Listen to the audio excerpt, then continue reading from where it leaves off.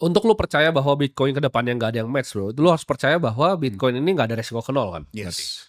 Menurut lu apa kemungkinan atau at least yang pernah lu debatkan di pemikiran lu? Kan lu hold-nya banyak, gue Yes. juga hold-nya banyak, dan ini sebagai hal yang gua pikir juga gitu loh. Ada resiko mungkin seperti 51% attack dan lain-lain.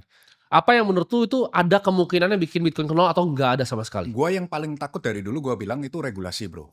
Kalau misal ada regulasi yang membahayakan Bitcoin, contoh kayak kemarin, misal ngomong amit-amit ya jangan sampai Ya. terjadi, Amerika nge-ban Bitcoin, it's gonna die, Bro. Ya Tapi kan? Cina kan nge-ban Bitcoin. Iya, tapi waktu itu kan Cina ban Bitcoin, ternyata di negara-negara lain yang ngambil gitu. Iya. Nah, tapi kalau misalnya Amerika nge-ban Bitcoin, kemudian Eropa melakukan hal yang sama, ripple effect, I think the only risk yang poses untuk Bitcoin jadi nol kalau semua negara ini serentak nge-ban Bitcoin. Satu, atau kedua, mereka menerapkan pajak yang unfriendly untuk crypto holder.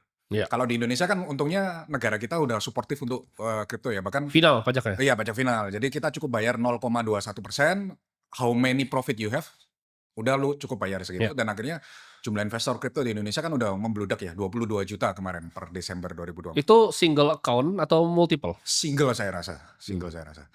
Kemudian yang bikin concern berikutnya, regulasi ini kalau misalnya menghambat exchange untuk melakukan inovasi produk. Iya. Karena gateway orang masuk kripto pasti pertama itu pasti exchange, Bro. Nggak mungkin dia lari ke DEX, Nggak mungkin. Nggak mungkin kan. Pasti yang paling simple deposit rupiah atau Iya. deposit US dollar kalau di exchange luar, and then they convert it to crypto kan. Nah, Iya.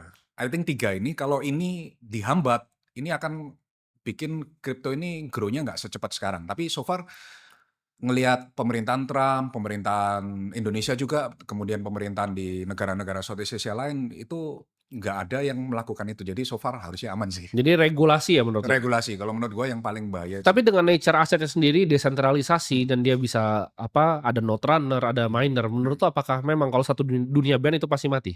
Atau justru itu akan nge-spark sebuah revolusi yang dimana Malah black marketnya semakin banyak. black market semakin banyak? Karena banyak nggak jadi unregulated kan. ya contohnya seperti di Cina, karena di Cina sendiri ya gue tahu sendiri karena gue kesana beberapa kali ketemu orang-orang kripto yang besar di sana. Di sana tuh bener-bener ilegal, Bro. Betul. Tambang tuh ilegal, Yes. membeli USDT itu ilegal. Wah. Penjara, Iya, di iya, sana ngerti, penjara. ngerti. Ya, tahu. Tapi orang tuh lakuin itu setiap hari, Bro. Betul. Under the ground kan.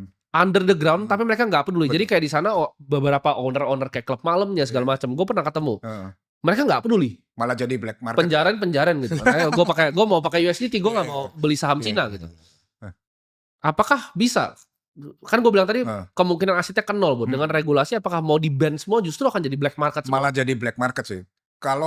Kalau menurut gua di ban pasti ada efeknya ke harga, Bro. Pasti turun, pasti harga turun. pasti turun, pasti betul. turun ya. Jangan Hancurnya dalam. Iya, jangan kalian bilang Bitcoin tidak butuh negara. Jangan, Bos. Iya. Kita masih butuh negara untuk mencairkan Bitcoin ke mata uang rupiah dan lain sebagainya. Jadi memang untuk dia jadi nol sangat kecil kemungkinan sekarang. Iya. Ya malah jadinya black market kayak tadi kan, nggak bayar pajak, unregulated, uang kotornya di mana-mana.